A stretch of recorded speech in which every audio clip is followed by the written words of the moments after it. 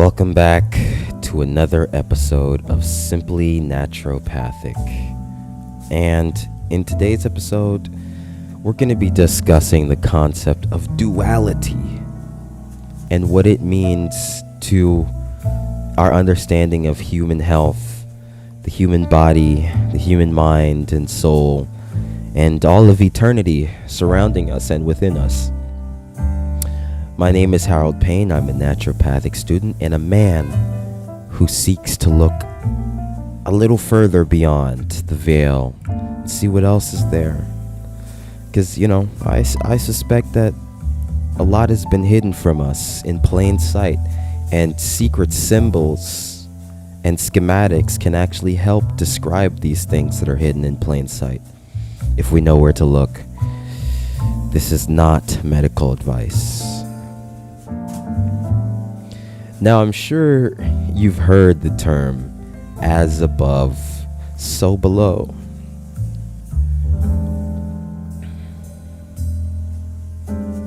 There's an up, there's a down, there's a left, there's a right, there's a wrong, there's a right.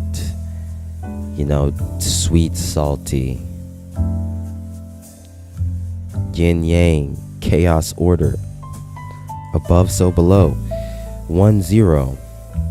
In the three-dimensional plane, the realm of mortality, the realm of the living, we live by a binary code. We live through duality, male, female. This is the nature of the three-dimensional plane. But I believe that deep in our central nervous system is the ability to expand beyond duality and quote-unquote exit the karmic cycle. Leave the realm of mortality, perhaps go to heaven, as they say. I don't know. I'm still looking for the answers myself. But I think during our time here on Earth, the concept of duality can lead us to truth. As far back as Genesis in the story of the Bible, God created the order. He created the earth and the universe and everything out of a formless void. And I think that's one of the first mentions of duality, at least in sacred texts, or at least in the most popular sacred text, being the Bible. Is order coming out of chaos, coming out of nothingness. And that order is good. Because after everything God created, he said it was good. Now, regardless of what you make of religion, what you think of the Bible, it's clear to me that there is some truth in these sacred texts. And you can do your own self-exploration to see what you think about it, but I think there's some truth to be found here, and that order is good. It is good to create order. To create is good.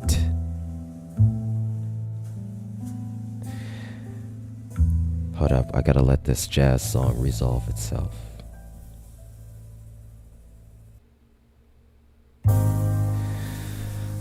So, when it comes to health, as it relates to health and disease, this is not medical advice. One thing I've noticed is that disease is a state of disorder. It's the body has come out of balance, homeostasis, and has fallen too deep into entropy, a state of chaos. And this is characteristic of many disease states.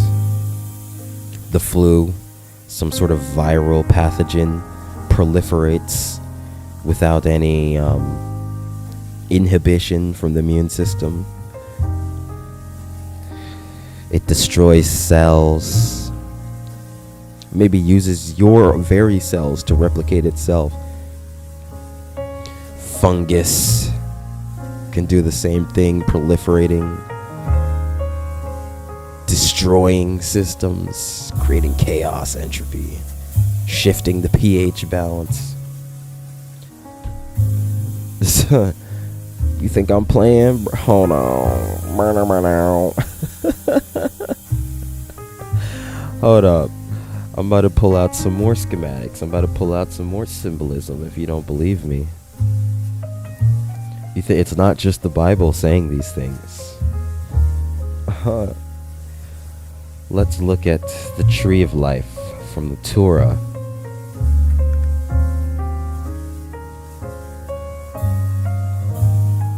I got the image right here. Now let me just take a second to say, if you're watching this video up to this point, I appreciate you, because now, in today's day and age where everything is so quick, full of stimulation, I just want to take a deep breath and relax and breathe, you know? It's okay to let it breathe. Long form content. Yeah, might leave a tight rap 16 bars in the middle of this. Yeah. I'm the truest in the truest sense. Heightened sense. Might reinvent. Not the wheel, but I keep it real.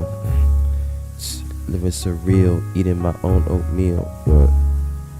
I got the deal, but it wasn't a 5 for 5 meal deal. I gotta stay alive. Eat vegetables.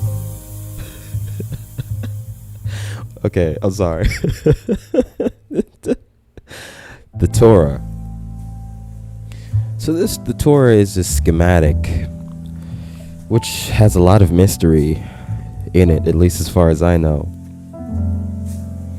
but describes the human body, the human soul, and its relationship to God and the universe at large.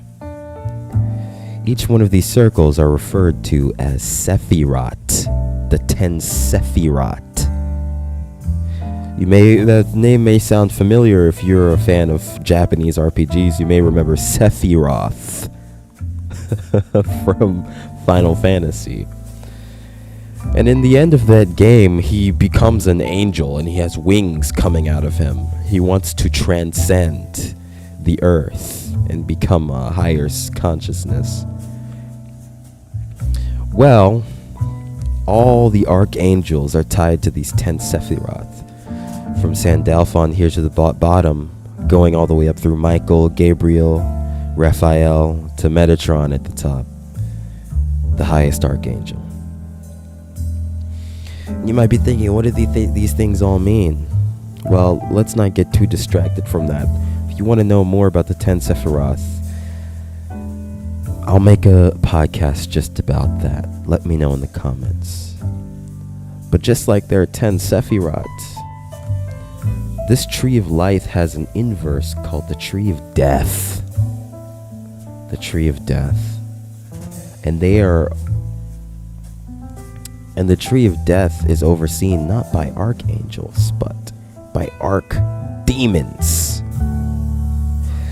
The story here is that these unseen forces and entities seek to destabilize your body, mind, and soul at the realm that applies to them. In the case of Yesod, which has to do with, which is right here, my mouse is hovering over here, has to do with your lustfulness, your sexual prowess, your sexual energy. The archdemon Lilith and her crowd of archdemons called Gamliel, the succubus, want to steal your sexual energy from you. And that can manifest as, allegedly manifest as ailments like sexually transmitted diseases and urinary tract infections and all the like.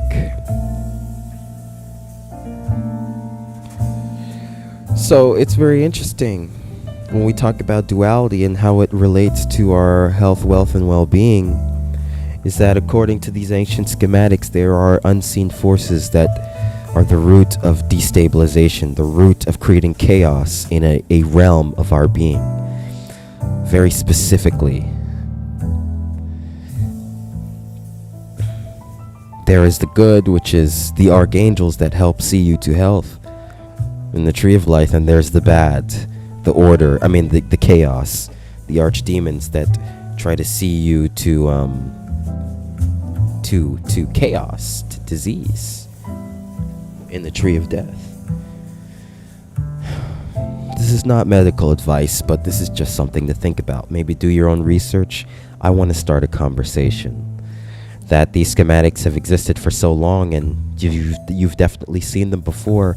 Many people take them very seriously. Maybe there is something to them.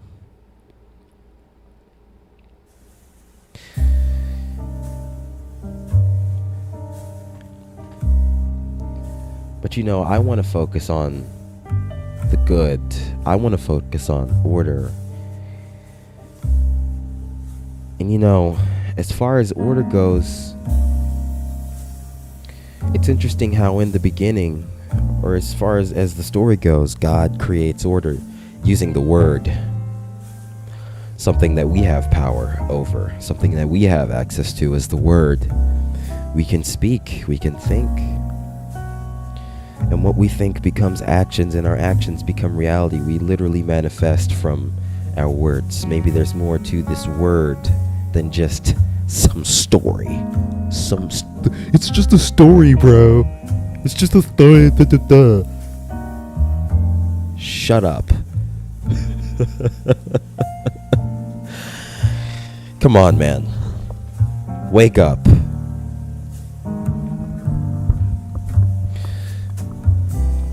Words have power over you. They do. The things people say to you, the words you let into your ears via music or what have you, the words you say to yourself, positive or negative affirmations, we know these have a subliminal, subconscious effect on your being. It can even go as far as what's observed in the placebo effect, to where if you believe the effects of a certain medication will happen, they will happen, even if you haven't actually taken the medication.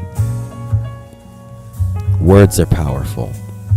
And in the beginning, it said that there was the Word, and the Word created order.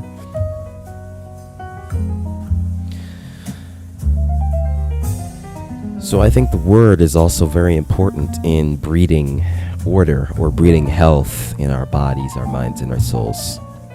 Say you go to, this is not medical advice, say you go to see a doctor, and just everything they say to you is just so sweet. You feel cared for, you feel like everything's gonna be okay. There's something to be said for that, right? Because that may, allegedly, may aid in the healing process. This is not medical advice. I am still a naturopathic student. But if you're a student listening now, I want to say it's okay. Let's talk about these things. Let's have this conversation, and let's go deeper. In everyday life, in this world of short form content, everything is just so vapid and shallow. Every interaction. Oh, hi, how are you doing? Oh, I'm doing great. Oh, well, good. Don't speak to me, okay? I hate those kind of interactions. I may sound super negative, but this is what I'm thinking about, bro. Look at this. There's a world of duality before us, overlaying a great deep mystery of the soul and consciousness. And I think it's paramount to talk about these things. It's paramount to discuss these things. Because our souls are at stake. What's going to happen to you when you die? What's going to happen to the next generations, the children? Will they be damned or will they be saved? Everything isn't flesh and blood. There is more. And we need to discuss it. We do. This has been Simply Naturopathic, and your host, Harold Payne, once again. I hope you find, peace in your soul, salvation, whatever that means, God, all those things. Until next time.